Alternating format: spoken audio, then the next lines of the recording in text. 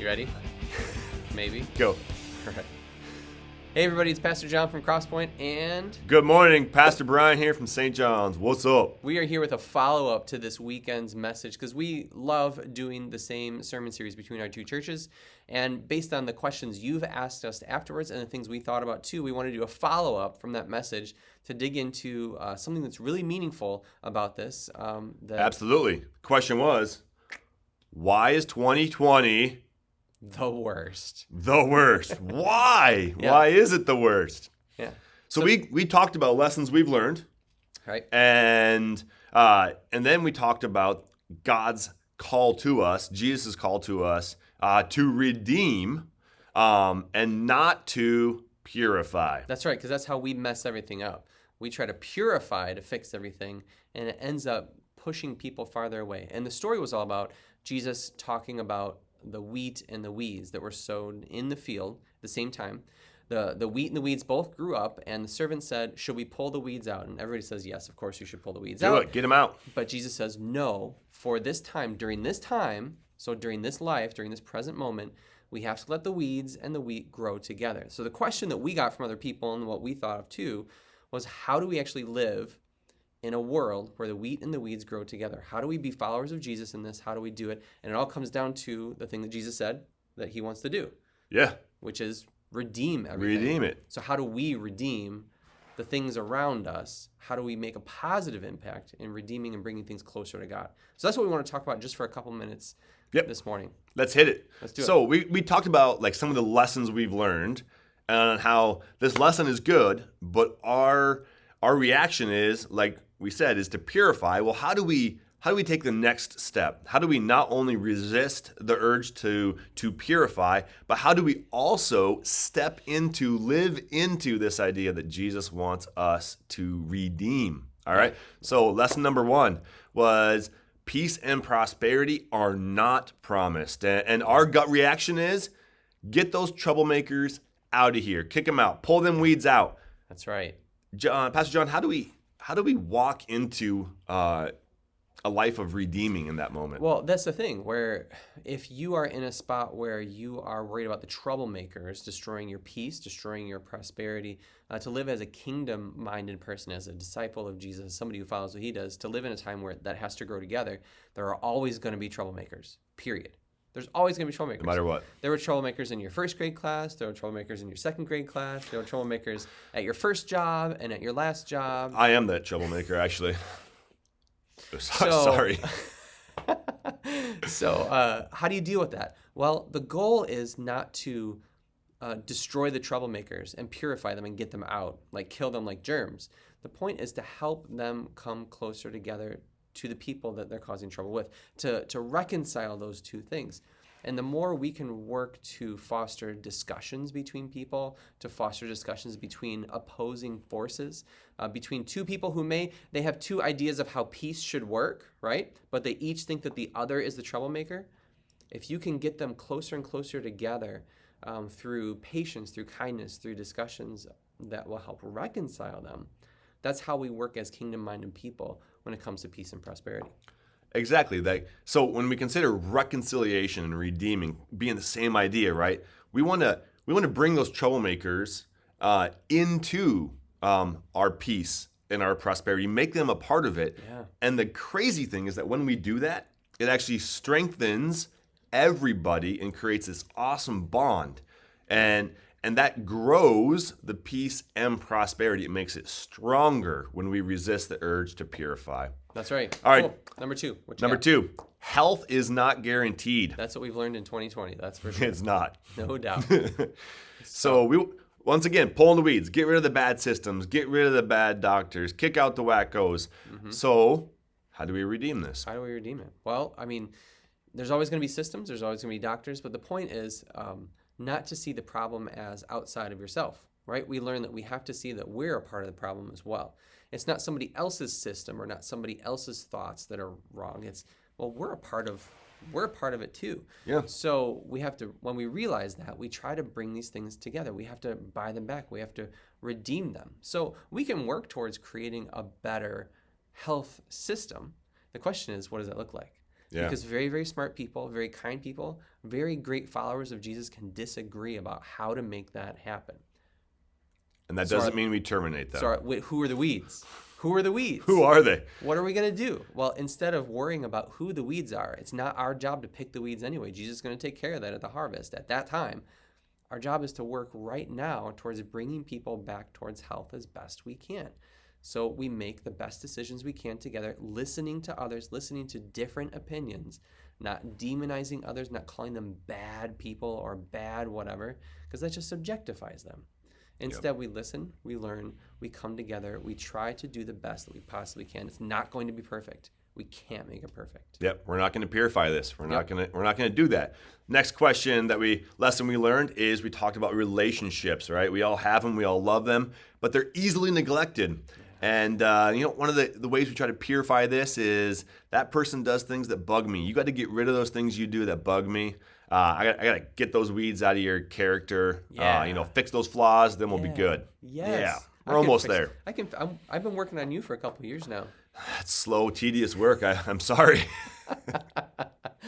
Yeah, I mean, this one seems obvious, right? How do we redeem this?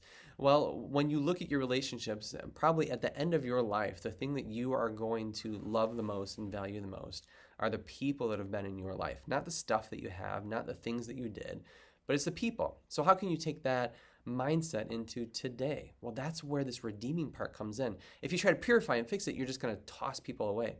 But instead, when you redeem it, you realize that every person is valuable. Every relationship that you have, whether it be something that is a long-term friendship, a spouse relationship, a relationship with your kids, or if it's just somebody you meet at the grocery store, it is truly important. So your posture towards them shouldn't be, well, gosh, those people are really stupid. I can't believe they're wearing their clothes. I can't believe they're buying those things. I can't believe they're doing those things. Yep. It's that cattiness, that gossipiness, that judgmental attitude. That's what causes us to try to purify it. So get rid of that and instead try to realize that Jesus loves everybody. And once you realize, I think this is the key. It's a really hard thing to do. But once you are humble within yourself and realize that you have all these faults, that people think you're the weeds, you start to have more patience for other people, and you start to realize that they truly are important as well. Yep. So, I don't know, is that... If we're going to purify our relationships and people with flaws, I'm the first one to go. That's true. I mean, I'll be second, but that's okay. There we go. Close second. Following you quick out the door, man. All right, John, what's number 3? Number 3 is community is fragile. That's what we learned in 2020. The community, the places, the people that we come together with are super fragile. So the way that we fix it, the way that we want to pull out the weeds is to point at other people and say, well, you broke the system. You broke the community by what you said or did or what you believe. So I'm going to kick you out. I'm not going to let you talk. I'm not going to let you voice an opinion or anything. You need to go because you don't act, believe, talk the way that the rest of us do. So yeah, and healing community doesn't mean you give up your values, right? It doesn't mean that you forget things that are important or that you believe are going to lead to a better community.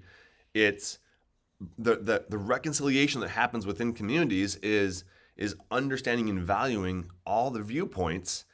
And knowing that God desires us to all come together, right? He desires that all ultimately would come to the knowledge of His reign. Yes. But we start that right away by embracing those who have friction with us, right? And saying that's all right, right? Absolutely. That's how people come to see that God is somebody who loves them, and can actually have a relationship with. It's great. 100%. Yeah. Last lesson. Last lesson is busyness is distracting. That's what we learned in 2020, because once we weren't busy, we weren't so distracted. And I bet you started looking for distractions. Yeah, no Something doubt. to busy yourself, right? Yeah. What did you binge? Yeah. What? Yeah. How many things did you binge? What didn't you binge? Yeah. So the way that we want to fix it in our purification way, which is the wrong way, is we're going to look outside ourselves. We're going to say, those people are telling me what to do, and I don't like that, and I don't want them to tell me what I should do. I should be in charge of myself. I can tell myself what to do. Yep. Nobody has authority over me. I am autonomous. Yes. How do we fix this, Brian? Is that a problem? Is it really a problem? Absolutely is a problem. Okay. Yeah. This kind of going back to your analogy of school, we learned this lesson in kindergarten. We should have.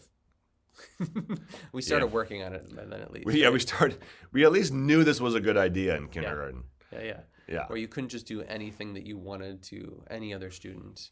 I got in trouble in kindergarten. That makes sense. Literally got sent to the principal's office in kindergarten. I was a little naughty in kindergarten. I was a little naughty. It was not good. I was a big naughty. It was not good. But you learn the lesson, right? You learn that it's important that God places authority figures over you in order to, the goal is to keep people safe, to make society workable for everybody. And also to remember that, well, God is the ultimate authority over you. As soon as the people of Israel forgot that God was their king, it all went downhill. Yeah. That was the big deal. So it's good for us to remember that we are not in charge of everything, that we are not God, and that people are always going to tell us what to do. The question is, how do we deal with that positively? How do we make that work in our lives? And if Jesus is here to redeem us, how can we use these times to show and display to other people who may be having difficulty with this? How can we use that to show that our humility can actually be extremely powerful? The power that we have is not in our autonomy, but sometimes it's in our humility. Absolutely. And kind of like I said earlier, when you have reconciliation, when you have relationships and communities and authority that is redeemed, instead of people just bucking it, trying to purify it, trying to get all those evil leaders out of there, then that creates a strength that where people have less fear and anxiety because they see, they know, they hear the stories of that redemption, that reconciliation, that coming together. It's amazing. It's good. And when we can trust each other to do that, we can hold different opinions about really important things and still talk about it and still value each other and still choose one path over the other and not hate each other in the middle of it or in the aftermath. Yeah. This whole deal about authority and making decisions on behalf of others is not a sport. This is not a zero-sum game where there's a winner and a loser and a championship at the end of the season. That's not what this is about. This is about people's lives. This is about the society and the culture that we live in, being peaceful and allowing the values that we all share, not just as Christians, but as, well, in our country and as Americans, to come through front and center. So redeeming this issue of our lives with busyness is really a deep thing, because sometimes we used to use busyness just as a distraction so we didn't have to think about anything else. There it is, friends. Little meat left on this bone, right? So, I mean, the answer to the question, is 2020 the worst? No, it's not. It's not the worst. It's actually one of the greatest opportunities for us to be agents of reconciliation, forgiveness, redemption, to love one another. And it's going to be super exciting because, wow, God is at work among us. He's at work among all of you and all your relationships. And so, let's get after it. Yep, sounds good. So that's it for us this week. I'll be back again with you next week with the next question. And hey, share this video with your friends. Make sure you follow our Facebook pages and subscribe to the YouTube channel as well. All right, guys. Pastor John. Pastor Brian. We'll see you next week. See you.